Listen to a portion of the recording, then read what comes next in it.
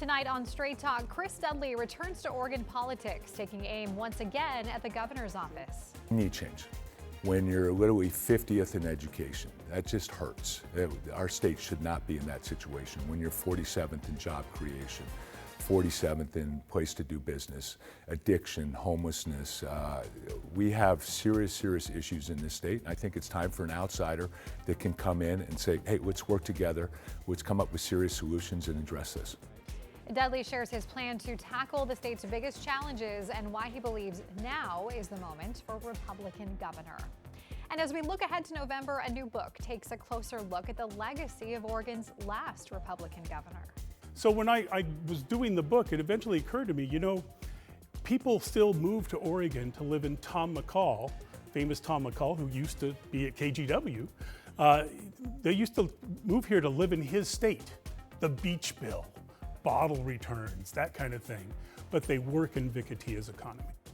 Author and political analyst Jim Morse breaks down Atia's impact and what lessons his time in office holds for today's gubernatorial race.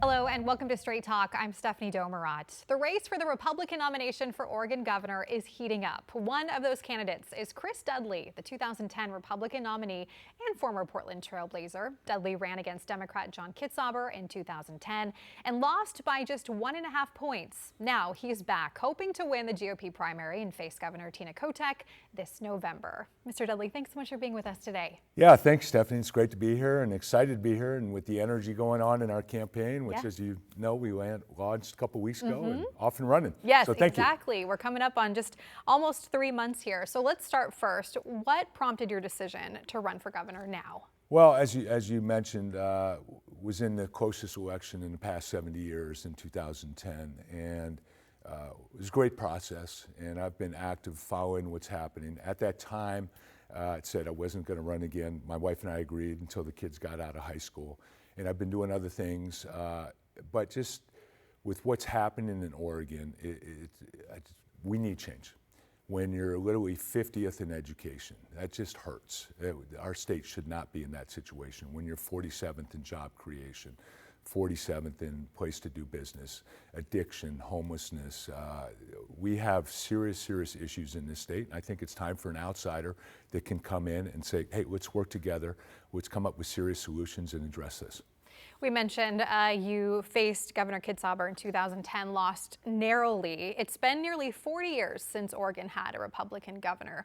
Why do you think the time is now that people would elect a Republican? Well, yeah, and as you say, I do the basketball analogy. It felt like we lost in double overtime. We were up Tuesday night and lost on Thursday in 2010. What I saw then was run on a message that crosses party lines, core issues, and connect with everybody, whether it's Republican, Independent, Democrat, and we're going to do the same thing now. And I'd say what's even more so than 2010. 2010, we're heading the wrong direction, but right now, my friends, my Democratic friends, my Independent friends as well say this is a train wreck right now, what we're doing. We need to fix it, we need to change, and we need to change course quickly and have a message that unifies rather than divides is critically important right now. How do you feel you can cross the aisle and speak to those Democrats in the state, in Portland or other cities? Yeah, my whole life I've worked with people across, it's kind of background in sports. My family have politically left and right, and be able to work together, I've lived my life that way. And it's running on messages that resonate across party lines. My focus is education, economy, livability, which includes affordability and safety. And it doesn't matter what party you are, you want good schools for your kids. You want to have available jobs. We want safe streets, safe trails, safe parks. Those are things that we want affordable. We want our kids to be able to afford to live where they grew up. Those things resonate across party lines. And we'll talk more specifically about how you think we should do that. But first, the Republican primary, as we mentioned, is heating up. There's a lot of candidates right now who want to be that GOP nominee, including former gubernatorial nominee Christine Drazen, Marion County Commissioner Danielle Bethel, State Representative Ed Deal. How do you differ from these candidates who are running now? Well, besides being a little taller, I'm outsider and business background. Those are the big differences. I think the time is now. I think people are so tired of the bickering, the name calling, fear mongering that we see. We're living on the drugs of fear and anger right now, and I think people are tired of it. And I think we need to have somebody from the outside who can bring people together. Salem's problems will not be solved by somebody from Salem. We need somebody from the outside who has experience. We haven't had a governor that has business experience in 40 years, since Vicatia. We are at a crucial point where, given my background of whether it was negotiating billion-dollar deals as treasurer of the NBA Players Union, whether it was creating a company, whether it was being CEO, chairman of the board of a medical device company here in Beaverton, having that business background makes a big difference. Having a background, a degree in economics from Yale, having that makes sense if we're trying to restore our economy. To have that background, I think, is critically important. You've emphasized livability and education as your top priorities, but if you were governor today, what would be the very first thing that you would do or try to tackle? Well, and I would say they're all three equally important when I say livability, education, economy. So all three are critically important. Start off with education. On day one, I would say we're in a state of emergency in education. To me, it is a state of emergency when you are literally ranked 50th in testing for fourth grade.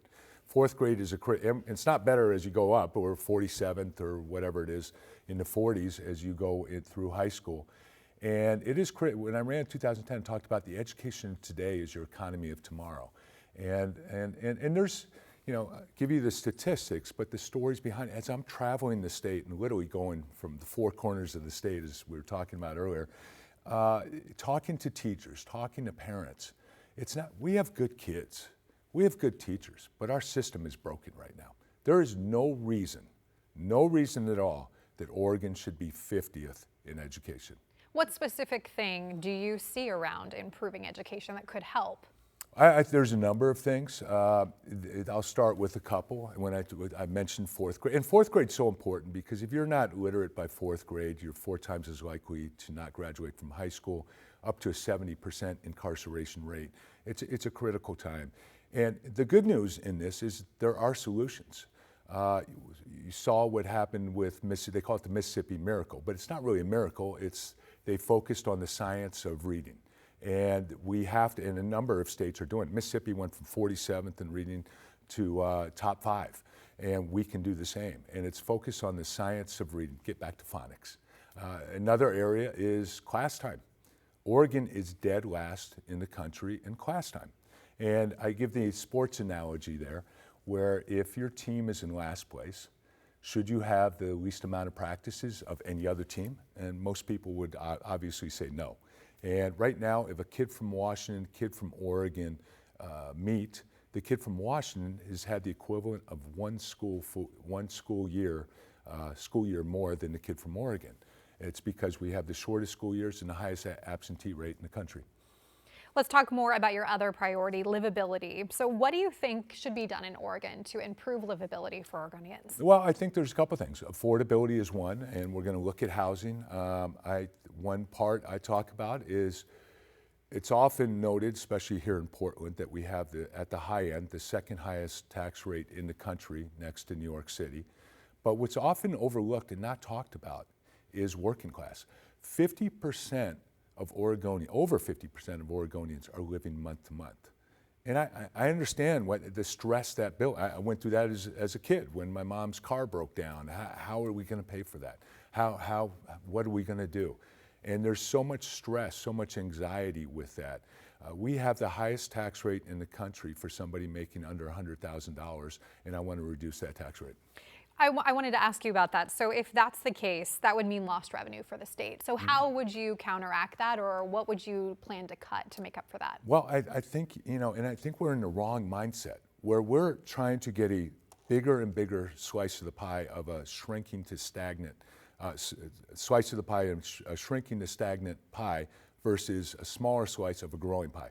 We need to bring in business. We need to embrace business. We need to help businesses grow. And I'm tired of talking to people who are talking about their businesses expanding elsewhere or even moving. We need to focus and grow the economy. That's how you address it.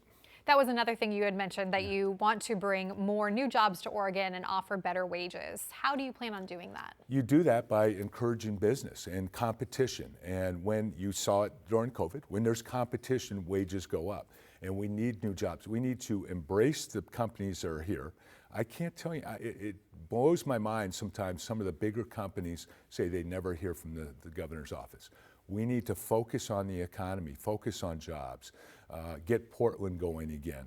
There's so much we can do to drive our economy. And as governor, you don't outsource the role of prosperity.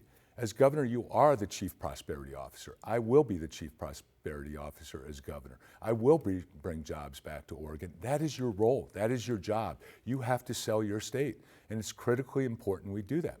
How do you specifically support businesses, though? Like, what kind of policy or what kind of actions around that do you feel like would improve the jobs? Well, there's a number. The first one is do no harm, which sounds simple, but from business owners across the state, every legislative session coming up, they're like, what's coming next? What craziness is coming next? And how do we stop that?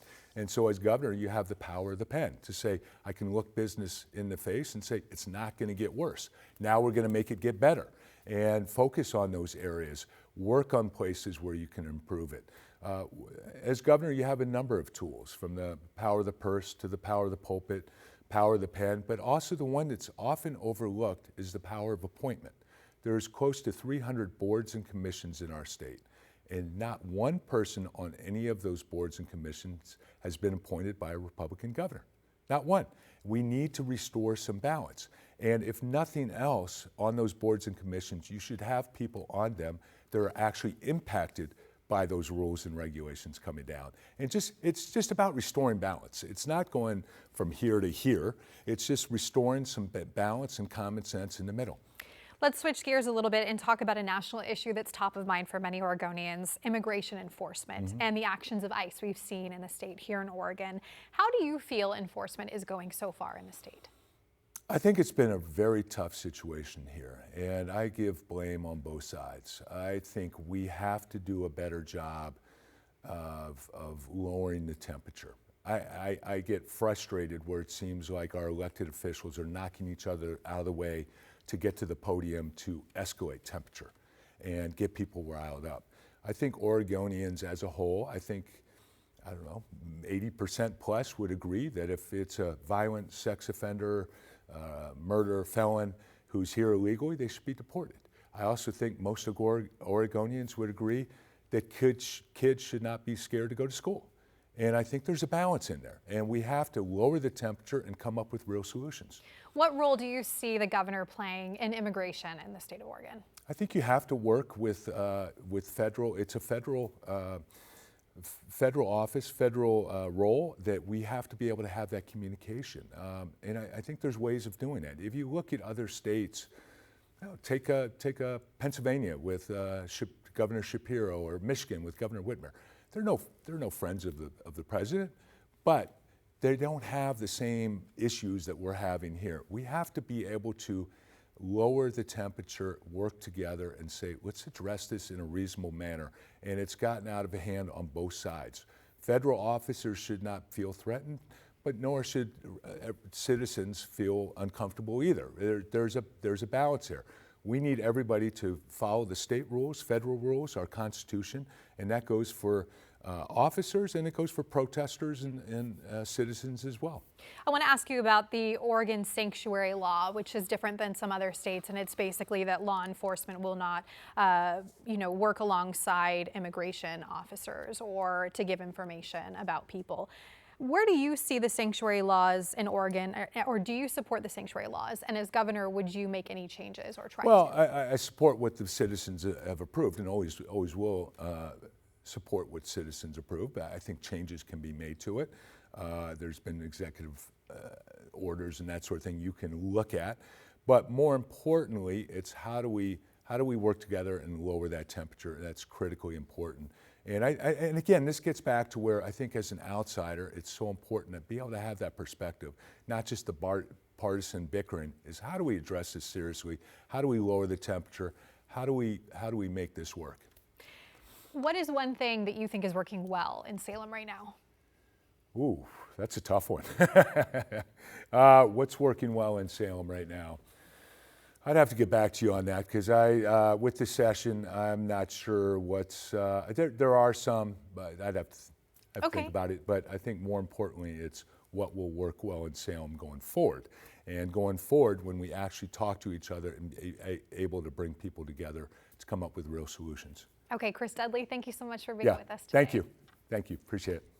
We're going to take a short break, and when we come back, political analyst Jim Moore joins us to discuss his new book on Oregon's 32nd governor, Vic Atiya, exploring his legacy and what it reveals about Oregon politics today. Stay with us.